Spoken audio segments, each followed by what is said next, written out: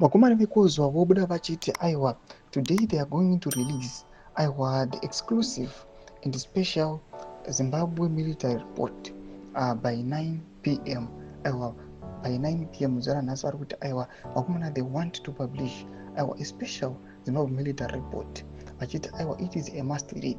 Everyone must come and read this military report. Azvipere mushe tiona vakomana vekuzwa vachiva vachizviti aiwa isusu nhau dzedu ndedzemhando kwati 1 2 vanhu vachiti isusu kana tichipubliciza we don't publicize for fame but toda kuti vanhu vese vazive chokwadi chiri kuitika kana pane acts of corruption kana pane munhu ari kuda kupembererwa kuti aita zvakanaka we are the one to announce. Sana mina mashoko anodanyirwa panapa tobva subscribe or like utombepele kuti vina paende kuzwa vanoposta aya vakomana vemauto muri kuona ava vanozikanwa kuti aiwa ndivo vanesa runyaro vanoshidzwa kana pachinge paitika aiwa chaos kana mapurisa achinge akuniwa kuhendla vanhu vanodanyira achiti they say only those in the presidential guard department are earning stable allowances.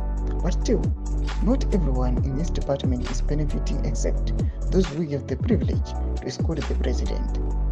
Low salary crisis is the major element that has raised alarm within the force. Thomas wanamuda achitaura panapa aiwa nevakomana vekuzwa indio vachiti aiwa zuva nhasi pachauya vachiburitsa aiwa the exclusive aiwa military report vari kuda kuya vachinasa kutsanangura zviri kuitika. Vakomana vachiti aiwa isusu yes we know kuti tine our basic salary but maallowances edu panguva ino aiwa dzinonguva hatireceive dzinonguva vanhu vanongoreceiva aiwa anoonekwa kunzi aiwa aya ane kumeso vakomana vari kusuruku especially with the presidential nekuma-presidential guards. Mashoko atiri kuna panguva ino aiwa vakomana vachiita singisi vari kuva nedoubt kana nekusagutsikana nezviri kuitika kana netop leadership.